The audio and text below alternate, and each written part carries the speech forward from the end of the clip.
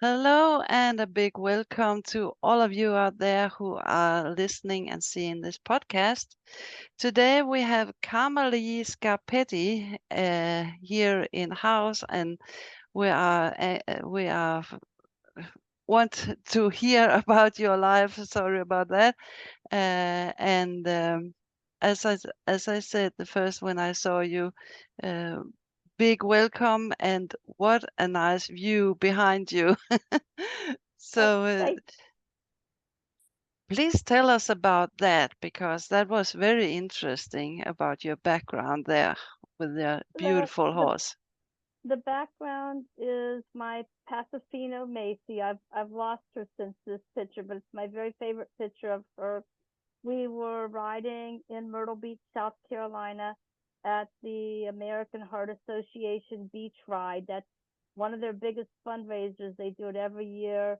There are often upwards of 2,000 horses there with riders from all over the United States and sometimes from Canada or Mexico. So it's actually an international event.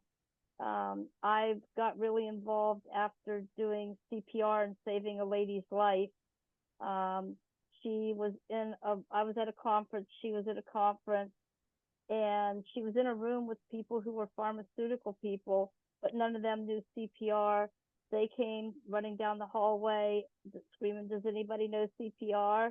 And I do. So I went back the hallway with them and I was able to save her life. So I got involved with the Heart Association Beach Ride because I think everybody should know how to do CPR. And so that's been one of my passions now for the last several years, so that I can so that I can do things to advocate for that. And of course, they fund lots and lots of research and stuff like that too. But they really do promote um, teaching everybody CPR as part of their high school in America. So hopefully that bill is going to be passed and it will be required. But anyhow, so that's that picture. It's the joy on my face. It's just so much fun to do something like that. That ride along the beach, but the real passion of that is what it does for other people. Yeah, it's a beautiful story. And as I said, it must have been an experience to save another life. That is fantastic. It was. It's a really great feeling, and it's a situation where I feel like God put me where I needed to be at the moment I needed to be there, and I think also a situation where the other woman was in the place where somebody could help her. Yeah. And so it really was a great God story, and she's doing great now. This is, I think, 11 years later. Her little girl that was 5 is in high school now, and so I've kept up with her throughout the years. So Yeah, great. Really great. So tell me about your normal job. What are you doing every well, day? okay. I'm actually retired. I was a civil servant. I finished my career with the city as a transit planner, doing bus planning for public transit. So, but now my everyday job is working at my friend's farm with the horses that we use for our lesson program. I'm over there almost every day, at least morning and evening, doing feeding and horse care and all the things that go along with having horses.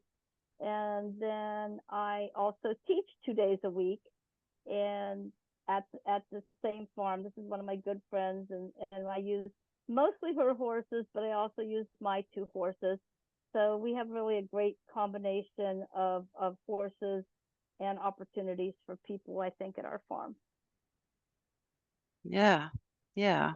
And you are a patient lady. You say you have all the newbies Yeah, there. I specialize in teaching beginners and working with people who have anxiety. I didn't start riding myself really until I was in my 50s. Of course, I'd been on a horse before that, but I was a rural kid. My granddaddy was a dairy farmer. He wasn't having horses on his farm because horses can kick cows. cows that are kicked don't give milk, and that affects your income. And so I never had a horse growing up. I never had horseback riding lessons growing up. But then when I was in my 40s, I was in a very bad wreck with a drunk driver, which put me into a wheelchair. And after, I think, 7 years, my physical therapist recommended that I might try therapeutic horseback riding. And so I gave therapeutic horseback riding a try. And that's helpful for people with mobility disabilities because the motion of the horse underneath your body simulates the same motion that your muscles go through when you're walking. And so for me, it was a miracle. That motion of the horse was able to put together all the parts that physical therapy really couldn't put together, trying to, do this individual piece and that individual piece. And so I was able to learn to walk again. I went from using a wheelchair to using crutches to using one crutch. And now most of my horse friends don't realize I have a disability. If I'm going someplace, like if I have to go to the airport, I will use crutches because the airport, you have to walk such long distances, and sometimes you really have to hurry getting through the airport. Yeah. And the crutches give me more power to walk faster. But I really had a miracle with therapeutic horseback riding, and that sent me into volunteering at a therapeutic horseback riding center. Then when I retired from my job as a civil servant, I went through the Certified Horsemanship Association here in the United States, and I became certified as a level 1 English rider and a level 2 English instructor and a level 2 Western instructor, and have just kind of progressed on with that. As you said, I specialize in the beginners, and I don't mind the beginners. Like a lot of instructors, it's like, oh my gosh, the beginners, they just make the same mistakes and they do the same questions. But I love seeing them connect with the horse, and I love getting to share the passion and joy that my horses give me. And so I just see that with the beginners. It's like we were I had a quarter set up the other day, and I had my kids riding through with their hands out like this, no hands, and a little cavaletti that's about this high at the end of the quarter. And then I let them trot through it. Well, once you let them trot through it, some of the horses will make a little jump over it. And the one little girl, it was just the joy on her face when she made that first little jump over that little cavaletti that's probably 6 inches tall. She was so thrilled with that. She said, oh my gosh, this is the best day of my life. She's 12, so it's hard, Yeah. But it was that just gives me so much satisfaction and joy to be able to share that passion with other people, and to hope that I'm igniting a lifelong passion in them, that this is going to be something that will give them the same joy that it gives me.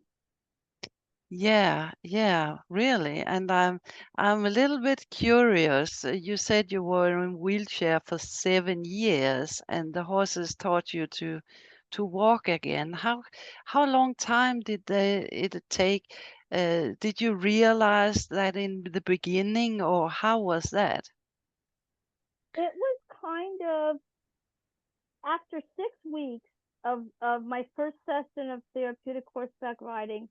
I met a friend to go out to lunch who was somebody I saw pretty regularly, but I hadn't run into her for a few weeks. So after 6 weeks, she looked at me and commented how much better my posture and my balance appeared. So within and she's not a medical professional or anything like that, but it was so striking that a friend looked at me and said, oh my gosh, I can't believe the change in you. What are you doing? And then I Yeah. got to tell them about the horseback riding. To getting from there to, well, now it's golly, it's now 20 years later almost. So no, that's not right. It's now 20 minus 7, 13 years later. Um, but most people now don't realize I have a disability. I only use my crutches if I have to go to some place like the airport where you have to walk a long way or you need to maybe walk fast. Yeah. So, but within a year, I was walking well enough with one crutch that I could lead horses for other riders with disabilities. Wow. So Wow. to What a to me feeling. that's amazing. What a relief. I mean, getting from a wheelchair and be able to walk again. So, absolutely. And Yeah. at that point in time, I could say, I can't run, but with the horse underneath of me, I can run again. Yeah. And that just that feeling of freedom that gave you, that my body couldn't do it, but the horse's body could take me along with it. That's such a wonderful freedom, kind of freedom for me. Mm, that's right. That's right. Was it the muscles that changed when you were riding, or do you know what it did to you? So when you're doing horseback riding, whether it's therapeutic riding or just regular riding, the motion of the horse's body underneath of your body simulates the same motion that your whole body goes through as you walk. And of course, when we're walking, it's not just our legs are doing this and this, it's our toes are gripping and our ankles are flexing and our knees are bending and our pelvis is moving. And as a rider, all those things happen underneath of you. And teaching beginners, once again, I'm more cognizant of it maybe because it's let your heels sink down, don't be so stiff. And but all that happens when you're walking, and so the horse's body puts your body through all those same motions, and that helps your body rebuild itself. When I was in physical therapy, I was getting a lot of those things. They were making me use exercises and machines and this and that, but it wasn't putting it all together like the horse's motion put my whole body together. So it was quite a blessing to find that. And I'm really thankful that my physical therapist gave me that advice. Hmm. I can imagine. Really, really. So, do you have uh, handicapped persons as well that ride in your riding school now? I do not consider myself a therapeutic riding program. However, I have one little boy who is visually impaired with that rides with me, and like this time of the year it's getting darker earlier in the evening. So during the summer when we have really bright light, he has some vision, but now as it gets not as bright in the evening, he really doesn't have very much vision at all. Even with the arena lights on, that's not enough Okay. intensity. I have several kids who are neurodivergent, and as I said, I work with a lot of folks that have anxiety Yeah. about specifically about riding. But our children today, this is my kind of little sermon. I think so many of our kids have anxiety that never had anxiety before, and I blame that on how the world's changed since COVID, and Mm. we've made kids afraid of their neighbor. Yeah. And I think coming and working with horses, I'm not a therapist, but coming and working with horses gives the kids the confidence Mm. and the acceptance to really have a less anxious life. And I try really hard to make my place really, really inclusive. So if you're neurodivergent or if you are visually impaired, or like another lady that we have that walks was in a bad motor vehicle that rides was also in a bad motor vehicle accident and had a TBI. And so we just really try to be inclusive of people, but we don't bill ourselves as a therapeutic riding center. No, you say you're not a therapist, but the horse are. The horse is a therapist. Yeah. Absolutely. And he's a therapist in so many ways. I mean, he's a physical therapist. He's a Mm. mental health therapist. It's the horse is a blessing to us. I mean, not just to me and you, but to everybody. And Mm. they just have so much ability to help us. And people don't really realize, I think, what the horse can do for you. No, that's right. But you are a living example. I'm very blessed. It's Yeah. been a really huge change in my life to go from being that person in the wheelchair to having the freedom to fly on my horse. Mm. So you today you can do everything yourself, sit up on the horse and ride and yeah. Sit up on the Uh, horse and ride. My main horse is a 14-2 Pasofino, so he's a mhm. pretty short little fella. Yeah. If I have to, I can get onto him from the ground. I'm also 65 years old, so I'm kind of elderly now, and I'd rather not have to get onto the ground, but I can do it if I need to. I can't mount I can't mount a 16 hand high horse from the ground. I No, don't have no. that one. My one leg is put together with an erector set, and there's no spring in it. So anyhow, but I No. can get on a short horse from the ground. But I can get on. My horses are taught to stand next to anything to Mhm. let you get on. Yeah. So if I'm out trail riding and there's a tree or a boulder or a ditch, I can put my horse wherever I need him to be. So I've got the little bit of elevation to help me get up. Yeah. That's right. Nice. Are there anything else you want to tell us about your teaching and I'm a really positive person. Maybe that comes along with having had really, like miracles of my own, but I really try hard to make riding a fun thing. I am not the old cavalry officer no. instructor, as you can probably tell by my demeanor. But I really try to make riding a lot of fun. We incorporate a lot of games into our riding, and that's for kids and adults. As an adult, we often don't get to play very much anymore, That's right. and I can I like we do cowboy mounted shooting. Okay, so this is a game that gets played with old style 45 revolvers that they used in the Wild West, and they shoot balloons with black powder that makes the balloon explode. Well, we don't use revolvers or balloons. We use water guns and paper targets. But oh my gosh, it's so much fun. And you can put adults up there and they have just as much fun doing that as a child does. Yeah. And it's the same kind of thing. We just don't really get to play. And so when you take somebody out there and you let them play like that, they put together the things they've been learning. You have to steer. You probably have to steer with one hand if you're going to shoot with the other hand. Yes. Uh, you have to be able to maybe slow your horse down as you approach the target and then accelerate to the next one, because once we really get going with this, we time it. hmm So the fastest person with the most hits wins. So those are the kind of things that I would do in my program on a regular basis, because I think once, just like the horse helped me to learn to walk again because it put it all together for me.